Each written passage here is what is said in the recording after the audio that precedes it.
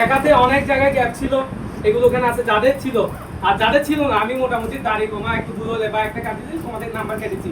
পরীক্ষা হলে অত না কাটতে পারে, কিন্তু কথা হচ্ছে হ্যাঁ এখানে আবার আরেকটা সমস্যা আছে, সেটা তোমাদের আগে বলেছি। হাফ নাম্বার একটা এখানে কোনো ব্যাপার নাই, এক নাম্বার করে কেটে ফেলে।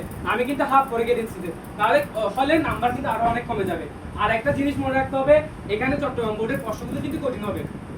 চট্টগ্রামের বোর্ডের প্রশ্ন যেহেতু কঠিন হয়, সেখানে আমাদের 90 রাখাটাও অনেক টাফ হয়ে যায়, বুঝে গেছে? সেজন্য তোমাদের এগুলো অনেক পরিশ্রম ছাড়া অসম্ভব। অন্য অন্য যারা ডিস্ট্রিক্টে আছে তারা কিন্তু একটু সহজ ছয়টিতে লিখতে পারে, বুঝে গেছে? সেজন্য তারা কিন্তু বেশিরভাগ র্যাঙ্কিং এর মধ্যে তারাই থেকে যায়। কিন্তু তোমাদের সেজন্য অতিরিক্ত মানে একদম পরিশ্রম যদি একদম সম্পূর্ণ করতে পারো, তাহলে সাকসেস হতে পারো। সেজন্য তোমাদের তিনটে বিষয় থেকে যে কোনো একটা বিষয় কঠিন হতে পারে। আমি তোমাদের চেষ্টা করেছি এবার প্রশ্নগুলো নিজ হাতে করার, এবং নিজ হাতে করে বিভিন্ন কঠিন থেকে আমি করেছি। তোমাদের মনে হতে পারে এগুলো আসবে কিনা, বা কোনো একটা অধ্যায় গুরুত্ব নয় সেটা বাদ করে দিবে, জীবনে ভুলে এই কাজগুলো করবে না। কারণ ওখান থেকে যদি একটা এমসিকিউ আছে, ওই এমসিকিউটা যদি চলে যায়, তাহলে তোমার এটাই 25টা থেকে 24টা, আর একটা চলে গেলে 22টা 23টা। তোমরা দেখতেছো তোমরা যা পরাজিত হয়েছে কম বেশি সবগুলো এমসিকিউর জন্য হয়েছে। তাহলে আর বাকি থেকে কিন্তু সবাই 19 সবাই কাছাকাছি ছিল, ঠিক আছে? তাহলে ওই এমসিকিউটার জন্য তোমাদের পরিশ্রম করতে হবে। আর পরিপূর্ণভাবে বইয়ের লাইন বাই লাইন পড়ার চেষ্টা করবা। বইয়ের লাইন থেকে প্রত্যেক লাইন থেকে শব্দ তৈরি করে ওখান থেকে তৈরি করে। এবার যেহেতু এমনি প্রশ্ন যেহেতু কঠিন করতে পারে, বা স্বাভাবিকভাবে যেহেতু শর্ট সিলেবাস, অবশ্যই প্রশ্ন কঠিন করতে পারে। তাই আমি রেখেছি প্রতি সময় কঠিন করে রাখার জন্য। তাই মেন্টালিটি রাখবে প্রশ্ন কঠিন হবে। প্রশ্ন যেগুলো আনকমন, আমি তোমাদের এখানে এই পর্যন্ত মনে দুইটা, প্রথমে অধ্যায়ভিত্তিক 2টা সৃজনশীল পেলে, আর এমনি পেলে একটা করে এখানে, তাহলে মোট 3টা সৃজনশীল। প্রথমে পরীক্ষার আগে অন্তত এই 3টে সৃজনশীল যেভাবে হোক ওখান থেকে বের করে, আমি যদি পারি ছবি তুলে ওখানে দিয়ে দিব। ওখানে টেস্ট পেপারও আছে, এগুলো আগে কত না আগে ওগুলো শিখবা, কারণ ওগুলো ছাড়া কোনো প্রশ্ন আমি দেখি না আছে। যদি কোনো কারণে বাকি থাকে মনে হয় যে ওই প্রশ্নটা আসে নাই, তাহলে ওইগুলো দেখবা।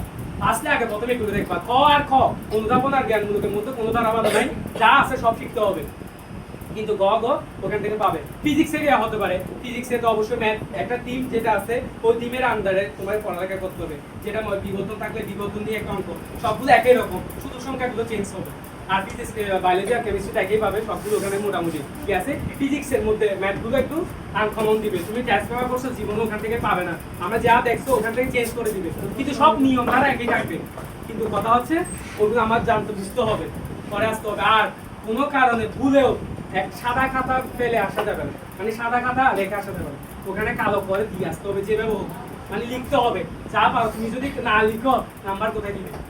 আর কতগুলো সহজ টেকনিক আছে, সেই টেকনিকগুলো মনে রাখবা। যে মনে করো বাংলা টাংলা যেগুলো ওইগুলো বিষয়ে তুমি যদি মনে করো প্রত্যেকটা বিষয়ে যদি একটা কিছু লিখেও আসো, এক করে 100% পাবে। এক ফেল না হওয়ার জন্য প্রথম উপায়, যারা ফেলের সম্ভাবনা ওখানে লিখে দিচ্ছি, সম্ভাবনা যাদের 80% 90% সম্ভাবনা আছে, তাহলে তাদের জন্য অন্তত সবগুলো যদি লিখো, এক হলেও তোমার জ্ঞানমূলকের নাম্বার কাটতে পারে, তাহলে বাকিগুলো 3 পাবে। এমনি একেও দিয়ে দেয়, তাহলে একটা সৃজনশীলে এক যদি হয় 4টা অংশে 4 পাবে। তাহলে এই যদি আমার সায়েন্স এগুলো যদি 4টা সৃজনশীল লিখতে হয়, তাহলে অবশ্যই 4 4 কত পাচ্ছ? 16 পাচ্ছ, ঠিক আছে? তো তারপর অনুধাবন প্রশ্ন, অনুধাবন যা লিখো এমনি থাকে 13 দিয়ে কোনো চান্স নাই, একও দিতে পারে লজ্জা শরমের কারণে, তাহলে 2 পেয়ে যেতে পারো যদি লিখো।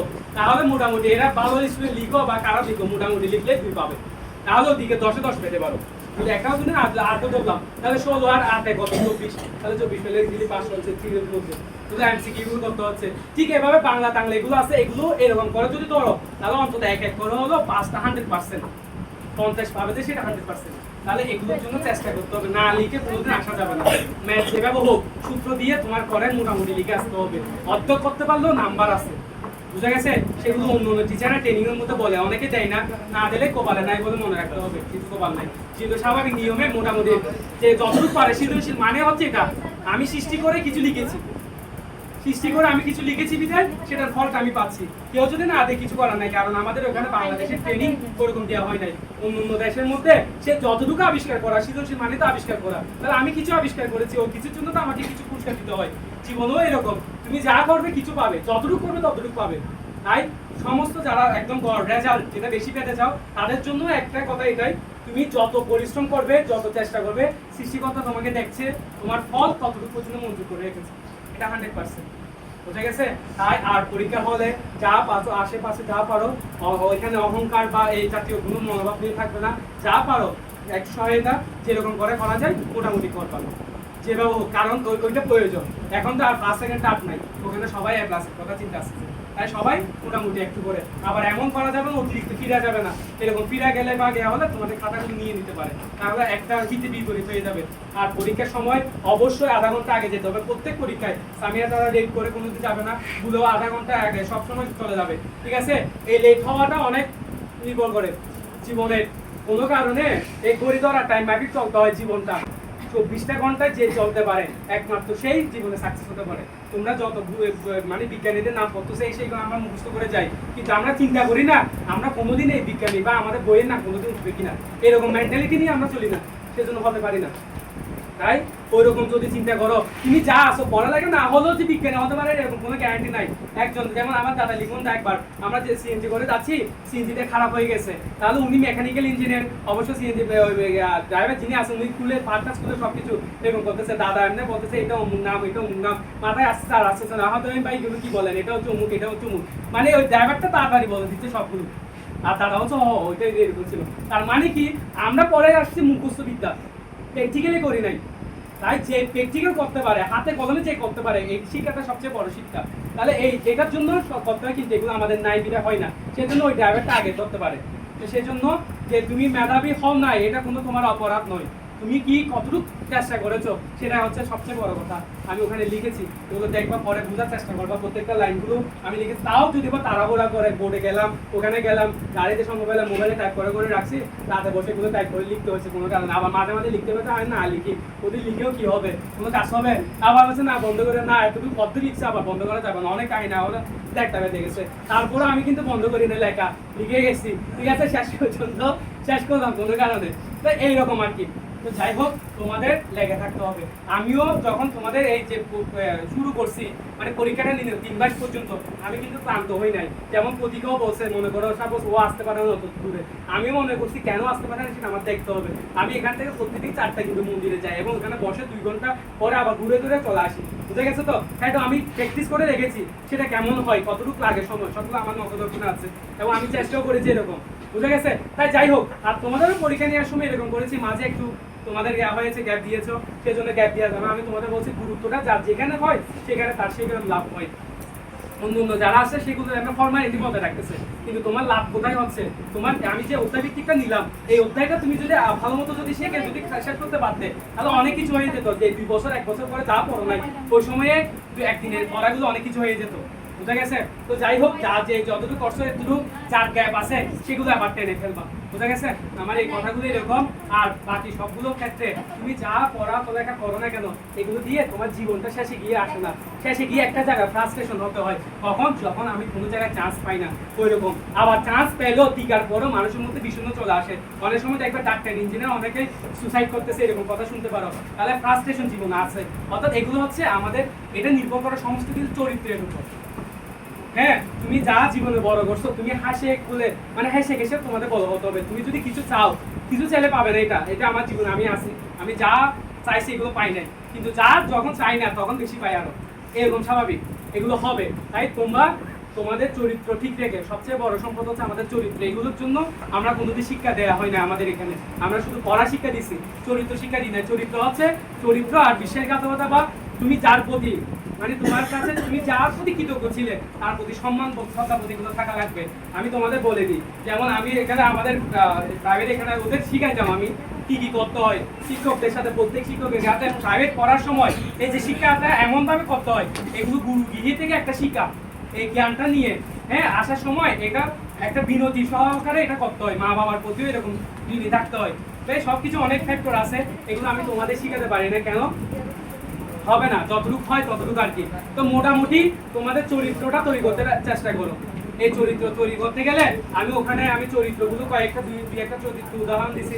নবীজিরও চরিত্রের কথা আমি বলেছি, উনি কেমন ছিলেন। ওই ধরনের আদর্শ যদি আমরা তৈরি করতে চাই, তাহলে আমার হতে হবে উনি কেমন ছিলেন, কেমন মানুষের জন্য করেছেন, কেমন ত্যাগ করেছেন, মিষ্টি খাওয়া, কিভাবে মিষ্টি তুমি ত্যাগ করেছেন, ঠিক আছে? ওই কথাগুলো নিয়ে আসছেন ওখানে, তাহলে ওগুলো পথে তুমি বুঝতে পারবে। একজনকে শিখাতে গেলে আগে নিজের থেকে শিখতে হয়।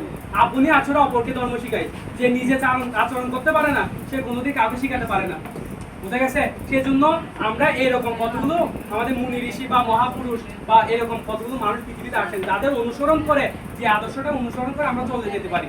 তাই তোমরা যে যে আদর্শে আছো সেই আদর্শে অটল থাকবে এবং উনি যা শিক্ষা দিচ্ছেন, যে ধরনের ত্যাগ করার জন্য কথা বলছেন, ওইগুলো একটু একটু পালন করার চেষ্টা করবা। সবগুলো যে হবে এরকম না, আমরা মানুষ শুদ্ধ হিসেবে আসি নাই, আমাদের ভিতর কিছু ত্রুটি বিচ্যুতি আছে, এটা 100%, ঠিক আছে? তাহলে ওই 100% এগুলোকে আমরা ত্যাগ করে, মানে এগুলো বাদ দিয়ে মোটামুটি যেটা ভালো সেটার প্রতি আমাদের লেগে থাকতে হবে, তাহলে আমরা একটু সাকসেস হতে পারবো। বুঝে গেছে তো? আমি অনেক কথা বলে ফেললাম, এই বিষয়গুলো তোমরা একটু মনে রাখো। তোমরা এখন থেকে যা সময় আছে, অন্য পরীক্ষা স্কুল হতে পারে, এগুলো দিবে কিনা তোমরা সিদ্ধান্ত নিতে হবে। এখন বাকি এই সময় যদি পড়ো, এখন গ্যাপগুলো পড়তে হবে। এখনো যদি পরীক্ষা দাও তাহলে লাস্ট পরীক্ষা 21 তারিখ পরীক্ষা শুরু হবে, এগুলো ফ্রাস্ট্রেশন হয়ে যাবে, মাথা পাগল হয়ে যাবে। এখনো পরীক্ষা দিচ্ছ, এগুলো ভাবতে হবে, আমি টাকা দিয়ে দিতে পারি, কিছু দিতে পারি, বাকিগুলো করা হবে। যাই হোক, এগুলো করে দাও, নিজেরটা নিজের স্বাস্থ্যটা বজায় রাখতে হবে। অনেকে অনেক পরীক্ষা দিয়ে দিছো, এবার নিজে ঘরের মধ্যে বাকি যেগুলো আছে সেগুলো পড়বা। বাংলা যেগুলো আছে তোমরা আর পরীক্ষা দিতে হবে না, সেগুলো তোমরা ওখানে পড়বা। আমি বাকিগুলো আমি তোমাদের ব্যবস্থা করে দেবো, পরে বলবো।